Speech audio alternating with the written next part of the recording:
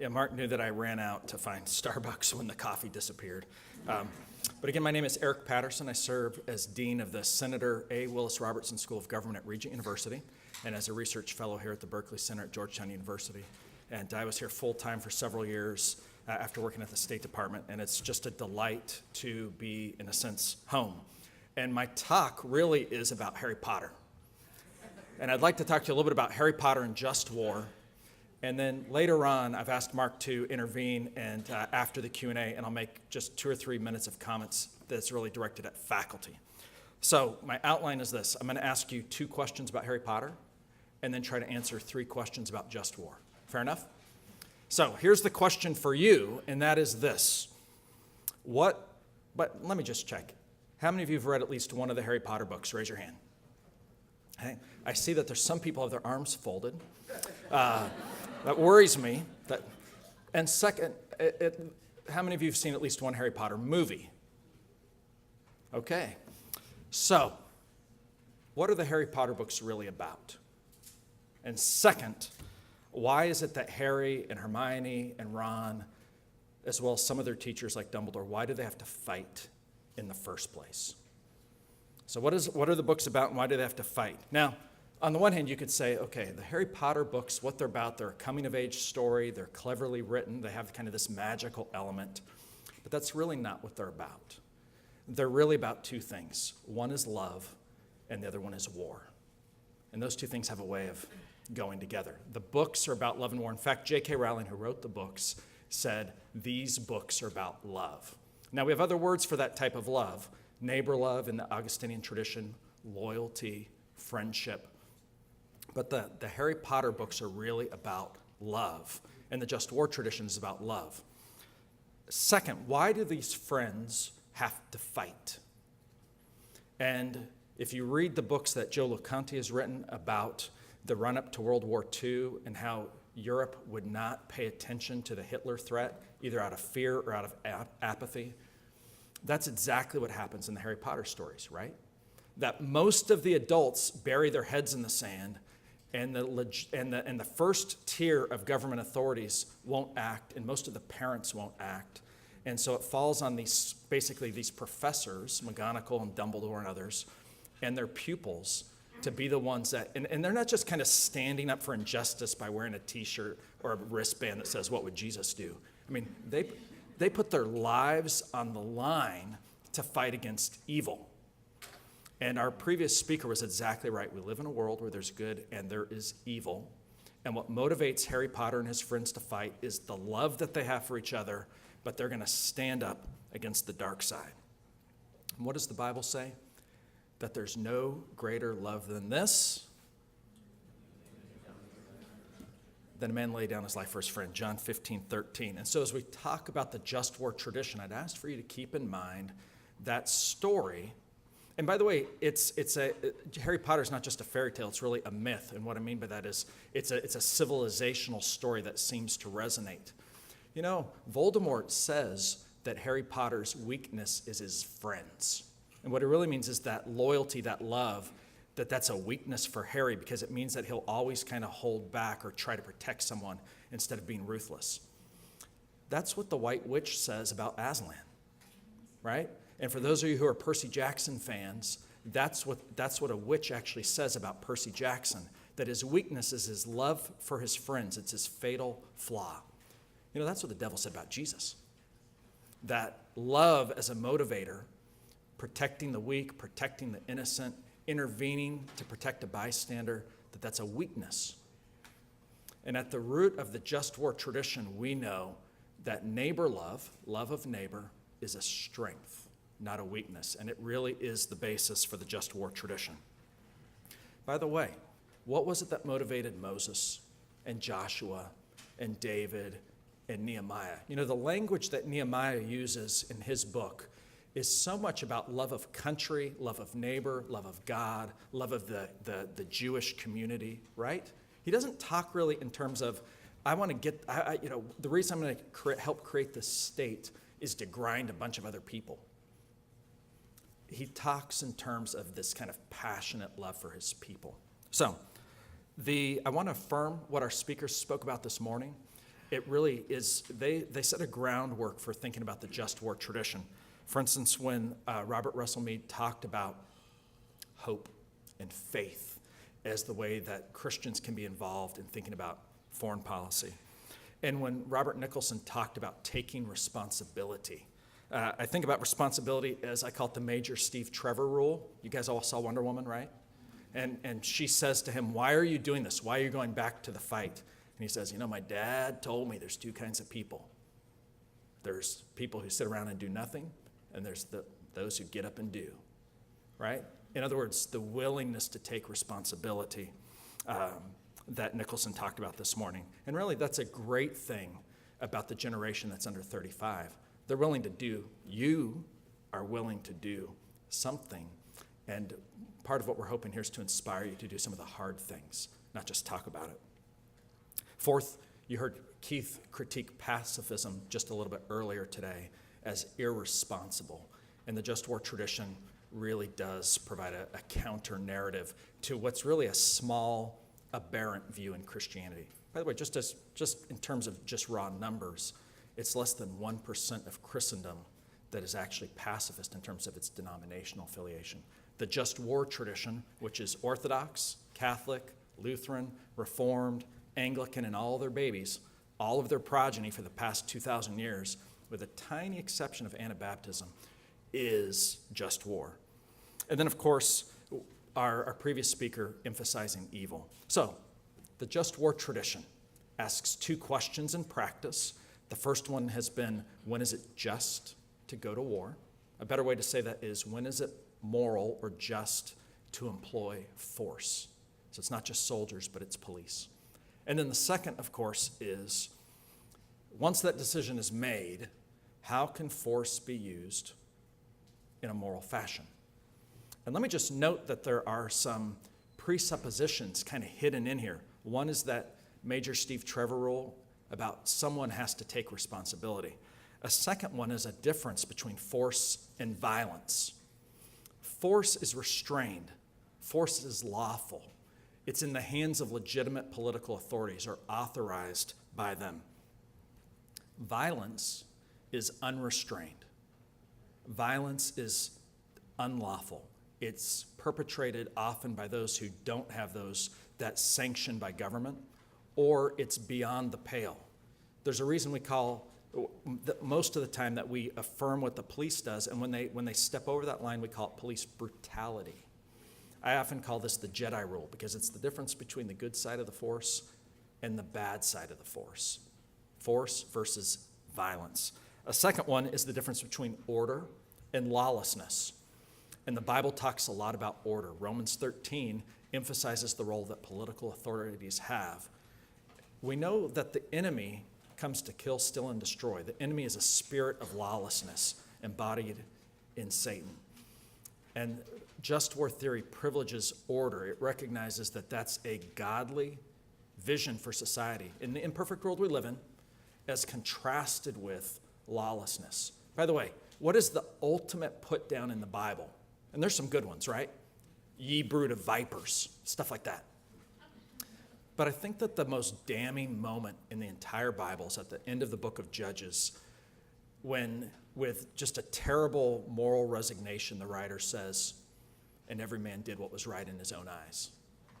And it's like at that moment, that statement is a statement that says that that's the ultimate degradation. That's the ultimate wallowing in the mire of this world, is when every person just lives a lawless life, that they just decide what's right and wrong for themselves. Third is there's a presupposition in just war thinking about vocation or calling.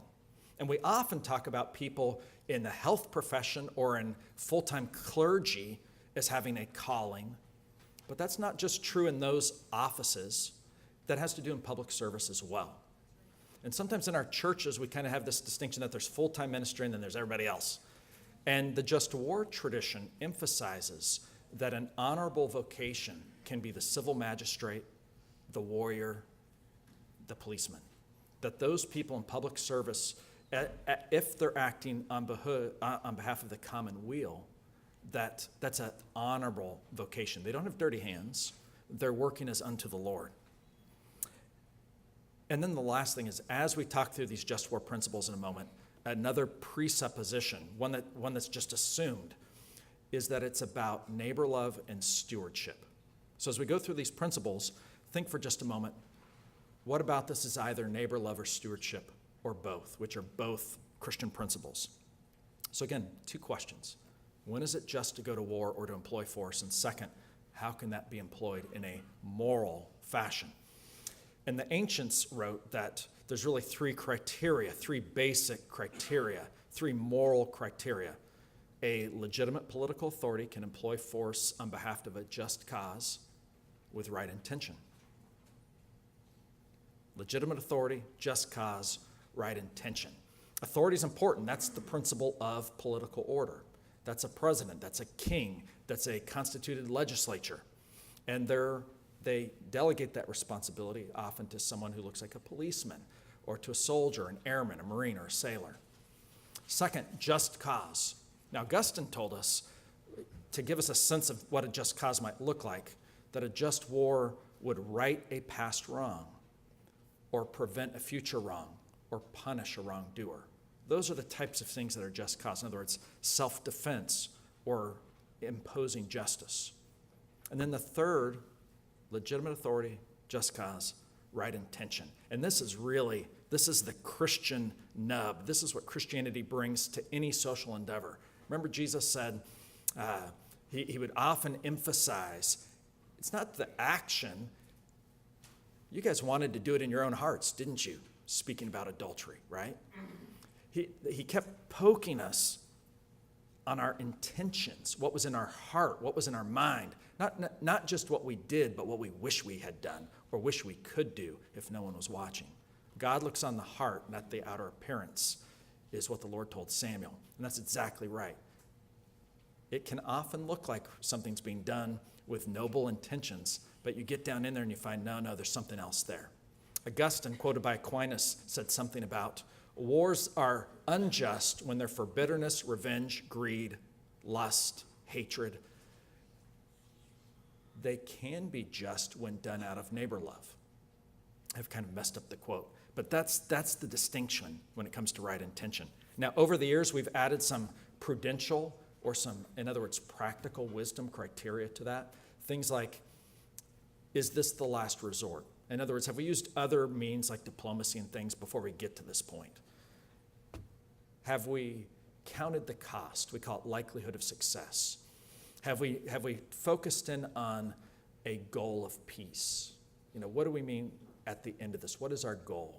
And those are the kinds of things that keep you from making unwise decisions that break the bank, that result in heavy losses of life and the like. Well, the just war tradition has a second question, of course, and that is, so if you're going to employ force, then what? And it provides two primary criteria. One is proportionality, and the second is called discrimination. And proportionality is the basic idea that the tactics you use on the battlefield should be proportionate to the risk or the threat. So for instance, if a sniper is shooting at you, you don't drop a nuclear bomb on them, right? It's a ridiculous example, but battlefield objectives being met using proportionate means. And then the second one is called discrimination or distinction. We want to distinguish between what's a legitimate target, in other words, a combatant, someone who's fighting against us, tanks, airplanes, soldiers, versus things that are off limits, houses of worship, non-combatants, a hospital, those types of things. And in our military doctrine, the good news is that these things have become part of international law, and they've become part of the way that we train our military on an annual basis, on those and the notion of military necessity, of how do you balance this in the real world on the battlefield. Well, there's a lot more to be said, but why don't we just go back to Harry Potter for a second and then take some Q&A. I started with, here's this kid fighting a battle against his evil enemy, right? But that's not really what those stories are about. Those stories are about good standing up to evil. They're about the mobilization of people as a group, not as an individual. We're not talking about kind of a playground fight. We're talking about groups of people battling for what a civilization is going to look like. That's what World War I was. That's what World War II was. That's the struggle that we face today against violent Islamic terrorism, as the president calls it. And that's the struggle that was in the Harry Potter books. And at the end of the day, what kept the heroes in those books sane was that they stayed focused on the goal. They knew what they were fighting for. They knew what they were fighting against. They're fighting against evil, and they were fighting motivated by the love of their family and their friends. So with that, let me open it up for questions about the just war tradition, and then we'll take a break in a few, and then right at the end, I'll say a few words to faculty. Yes? And would you, like we did in the first half, stand, identify yourself, and then ask a quick question? Thank you. Yeah, Miranda again. I missed what you said about, you said brotherly love or neighborly love, and then you said stewardship. Mm-hmm. Could you just brief me on that really quick, because I missed it in your points? Sure. Stewardship is about counting the cost, right? We have finite resources. Think about what we often call the 3 M's, or at least we used to call them that: men, material, money. So any country, whether it's Botswana or the United States, only has so much of those things. And it's really a Christian principle to say, we're going to count the cost before we engage in this endeavor. Now think about how different that view is from, at the one end, kind of extreme pacifism that says we're never even going to get to that point, or extreme holy war, which says the cost doesn't matter because what we're going to do is we're going to throw everything at it and we're going to burn it all to the ground, and we're justified in doing that. Neither of those two extremes takes a stewardship approach to how people in groups in society, under a government, how they deal with threats to their security.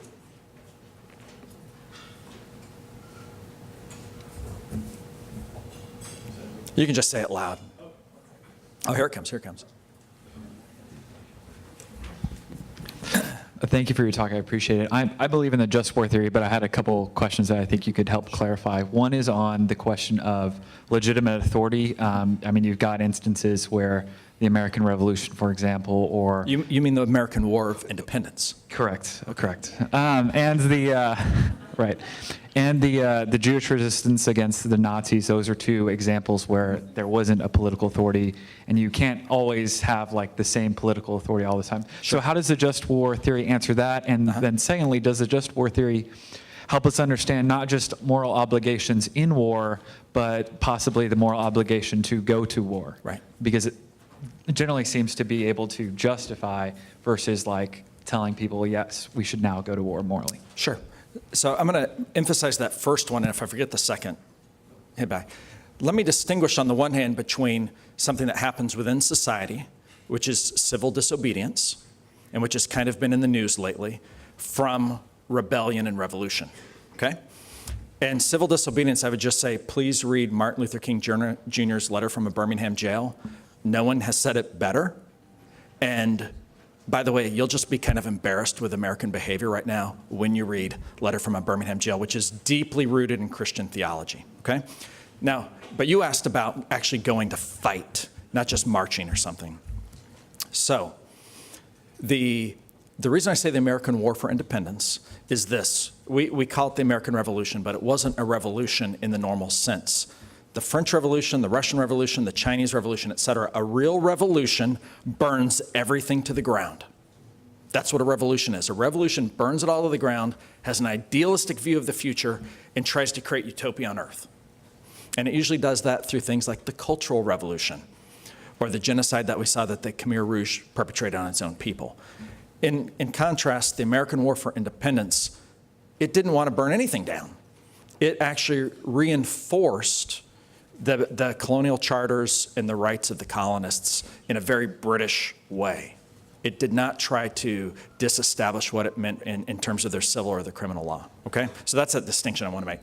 But nonetheless, you ask a powerful question, and I wrote a great article with a grad student named Nathan Gill about this in the Journal of Military Ethics. And it's become fashionable lately to say, oh, the American War for Independence wasn't legitimate because it was Christians rebelling against authority. If you really look at the history of what happens in that 20-year period in the run-up to the war, You see over and over again the colonists are saying, we have these real grievances. You took over my house. You put soldiers in my house. I have young daughters. I don't want soldiers quartered in my house. So the violations of individual rights, liberty, and property were very, very significant. And the argument that many colonial preachers, most importantly Daniel Mayhew, made at the time was that the senior authority, and by the way, this goes back to John Calvin. If Keith is still here, he'll tell us that.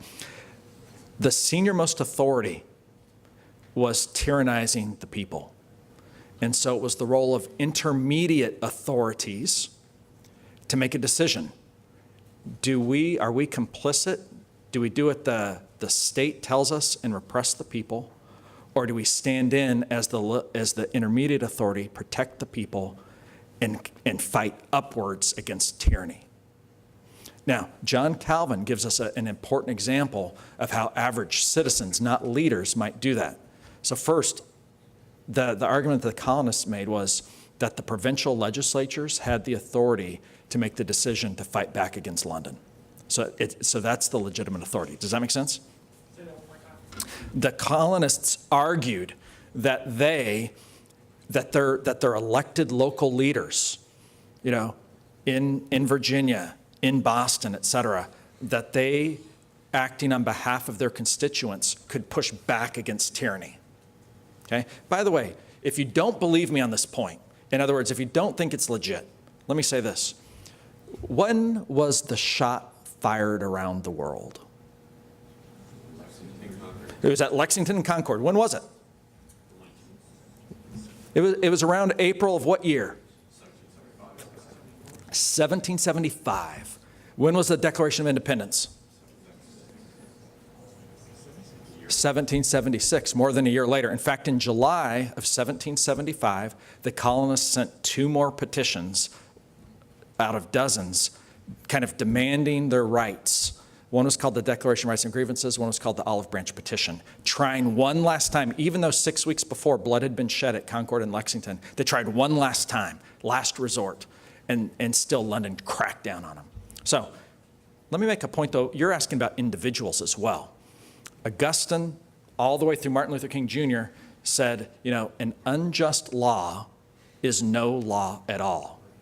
And in the American military, since at least Vietnam, we have an injunction. If you're given an unjust order, by law, you are not supposed to fulfill that. Now, I raise this because of the 2 women who lied. Our previous speakers talked specifically about deceit and lying, right? The 2 midwives were singled out by John Calvin for standing up to Pharaoh and saving human life. And so the question is, and you know the story? It's the story of Moses, that the 2 Hebrew midwives were ordered by Pharaoh, take the boy, babies, and throw them in the Nile. And they lied to him. And John Calvin writes that was the right thing to do, that they were not in a position of any power. All they could do was either obey the king or save human life, that there wasn't some other way. They could have, because they were so low on the totem pole, they could either save human life or lie or die, and someone else would then kill all the babies. And I mean, that's a sophisticated level of Christian thinking. You asked about the Holocaust. There's an example. That's a real world example of people being deceitful to save human life because they recognized it was an unjust order from Pharaoh, so they were acting as unto the Lord.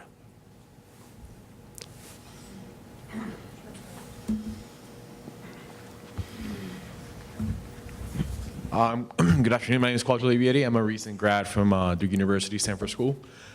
So you address how just war addresses the reasons to go to war and just at war.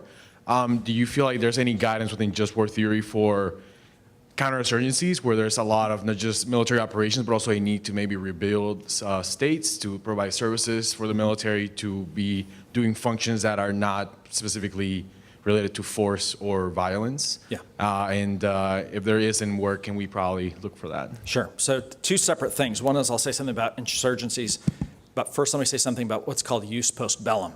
And in the just war tradition, actually, historically, scholars didn't say a lot about what happens at war's end because they just assumed that would just kind of fold into the larger thing about law and civilization.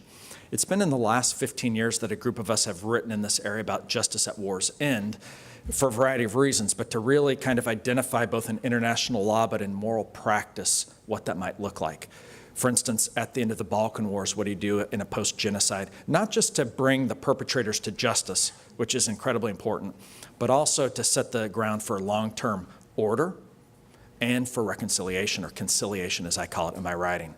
And there's really three principles of use postbellum, at least according to Eric Patterson. One is order. You have to stop the bullets. That's actually really, really hard in places like Congo and Sudan and Afghanistan. And then in some cases, you can take steps towards justice. And what you're hoping for, and it's actually pretty rare, it takes a lot of time, is steps towards ultimate conciliation of some sort. And I'm not talking about kumbaya. I'm talking about being able to, what Jean Beth Gailstein called knowing forgetting. This happened, it was terrible, and I'm choosing not to define the future either of myself or the guy I was fighting. I'm choosing not to define the future based on the past. That's not easy to do, and we could talk more about how that happens. By the way, it's a very Christian notion to be able to transcend, for there to be some sort of political forgiveness. You know, forgiveness is one thing between two people. It's another thing between two collectives, two groups. It's very, very hard. Now, separately, you asked about, does just war have anything to say about counter-revolutionaries, insurgencies, and stuff like that, right?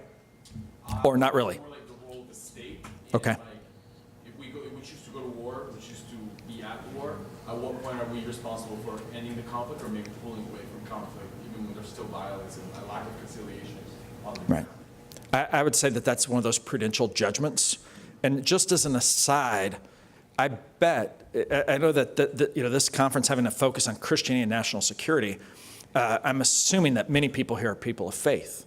But let me just say that I think in particular in evangelical churches, we don't do nearly enough just raw praying for the wisdom of leaders, for the safety of the troops, that cooler heads will prevail on both sides of a conflict.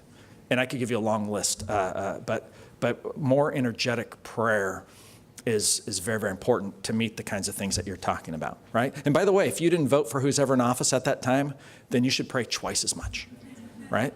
You should pray twice as much if you didn't vote for Donald Trump. You should have prayed twice as much if you didn't vote for Obama, because you want the good of the country, right?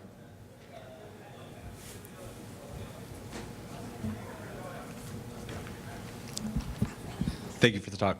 Joshua Hasty, I'm a doctoral candidate at Old Dominion University. So two-part question. One, part of your talk dealt with the probability of success. And I wonder how, and particularly the limitation of resources, right? Limited resources, focus. How does plain and simple wisdom, right, interact with the normative requirements of just war theory when there are a variety of important strategic threats to contend with? And the second question, so we talk about the measures and standards of discrimination, and this links a little bit with David's talk that we just finished. How do we innovate, or do we need to innovate our discussions about discrimination as we move into cyber warfare, cyber espionage, as you want to call it? Thank you. Sure. So let me just repeat it back to you, and then maybe we'll give it to Dan Strand. And Dan, let's hear your question real quick, and maybe I'll just I'm watching the time. I had Daniel Strand at ASU. Thank you for your talk. It was fantastic. When I hear students and people engaging in just war, oftentimes the tendency is to see just war as a theory. Which it's not. Sorry if you thought it was a theory. It's a practical doctrine, at least as the way it's developed in history. And but too often we get caught in the retrospective, which wars are just and which aren't. And just war tradition originally, or for most of its existence, was about giving people practical guidance in statecraft, particularly kings. So I guess my question to you is just where you sit at Regent and working with students, how do you think it's best to communicate that, and how do we get that message out in a more effective in a more effective manner. So that question leads to the next topic. And are we at that point, Mark? Okay. So, and there's actually about 5 questions there. So, Josh, the first one you asked about kind of prudence in a dangerous world, right? So there's a lot of threats on the horizon. I think that what I would say is that the classical just war tradition, which has been about providing advice to statesmen and a framework for restraint and action, would suggest that at all times you'd be monitoring the international environment, our generals, our diplomats, our elected leaders, and that you act with restraint, that you keep it limited, that you keep that stewardship principle in mind at all times. And so that would keep you, at least in theory, from engaging in a lot of behaviors that in the long run would be self-destructive. In other words, if you can't pay for it, you would make decisions, and that the decision tree would start with self-defense. That's where it would start. You asked about cyber. The just war tradition actually very much links to cyber. We have another speaker who's going to talk about that, so I'm going to dodge it just a little bit. But I will say this, is that I'm going to send to the head of this event, Mark Tooley, a bibliography that he can email to all the students and the participants of this. That'll be kind of the top 20 books in this area. There is not a book right now, not a good book on cyber ethics. And Mary Manjikian, who teaches our university, is publishing next month really the first book on cybersecurity policy and ethics. And she elucidates 3 different kind of ethical traditions and the trade-offs and things in each of those and how that applies in the real world of today. So I'd recommend that to you. So Dan Strand asked the million-dollar question. I agree. There's no such thing as just war theory, although we often call it that. It's in my books I call it just war thinking, because it's a school of thought, not a place you go, but a school of thought. It's an Augustinian realist tradition, among others. So you're right. It's a doctrine or it's practical wisdom, and there is a canon. I mean, there's an agreed upon body of literature, and there's agreed upon more or less set of principles. There's a little bit of debate about the order of them at times, but you're right. It's not a theory. But the larger question is, and this is really directed to faculty in a sense, and that is, in a sense, when it comes to just war, where do we go from here? In other words, why isn't there more teaching on this when we're talking about issues of life and death? I mean, I never cease to be amazed how many universities have classes like on the theory of basket weaving and all this esoteric stuff, and not on the fundamental issues of life and death in our society today. I'm not going to answer that. I'm going to answer what are some things that faculty can do for us to really raise a subdiscipline in the social sciences, the humanities, and in law of just war thinking. Now, faculty, think for a second. Was there a discipline of human rights academia 50 years ago? No. And was there more than, say, 20 years ago, a subdiscipline of what we would today call human security? No. But somehow they have their own journals, they have their own conferences now, and they meet on the margins of larger, more established academic conferences in the social sciences. You can't teach a course on international security today without having a few sessions of it be on this area of human security, which developed in the mid-1980s. They have 4 major journals of their own, and they publish in all the security ones. Why is it that when it comes to just war thinking, we haven't done the same thing? So, scholars in the room, teachers in the room, professors in the room, and the next generation of academics and thinkers, we really need to permeate we need to kind of retake back this area of Western civilization in the academy with moral thinking on the ethics of war. And there's a couple of ways to do it. Number 1, honestly, we need a name. And we've kind of fought over the name, whether we're going to be Christian realists or not. If you have a better name than that, come up with it. But it's probably the best umbrella for those of us who are Augustinians. The problem with professors is that we've defined ourselves by our discipline. I'm a political scientist. I'm an anthropologist. I'm a lawyer. And what we really need is a larger school that transcends those disciplines. By the way, in the UK, they have something called the English School. You scholars know what I'm talking about. It's transdisciplinary, but everyone kind of knows what it means, and it operates from a set of assumptions. In the social sciences, we have what's called critical theory. And we need this. We need Christian, pragmatic, Augustinian moralists to have a kind of a same approach. Probably our best bet is to call ourselves Christian realists. The fallback is New Augustinians. I don't think that's very good. I'm open. Second, we need scholars to develop disciples in this area. It needs to not be kind of a throwaway. We need to infuse both our churches with it. Every scholar who cares about this stuff, the book that they give to their pastor for Christmas should be a book like Demi Charles' book on just war, or Nigel Bigger's work in defense of war, etc. You should be volunteering in your churches, because we need to take that back to offer seminars or Sunday school classes in this area. But you also need to be making disciples in the academy by having a robust research agenda on the ethics of security, the ethics of peace, and the ethics of post-conflict. What that means is we need you to be essentially establishing labs doing this work, seeking grants, writing books, writing journal articles, and transmitting it to the next generation of people. We need it in the military. We need it at the State Department. We need it really across our society. By the way, just as a last note, evangelicals are particularly woefully underprepared in this. The Christianity Today, in the past 12 years, has published 2 articles, and both were book reviews in this area.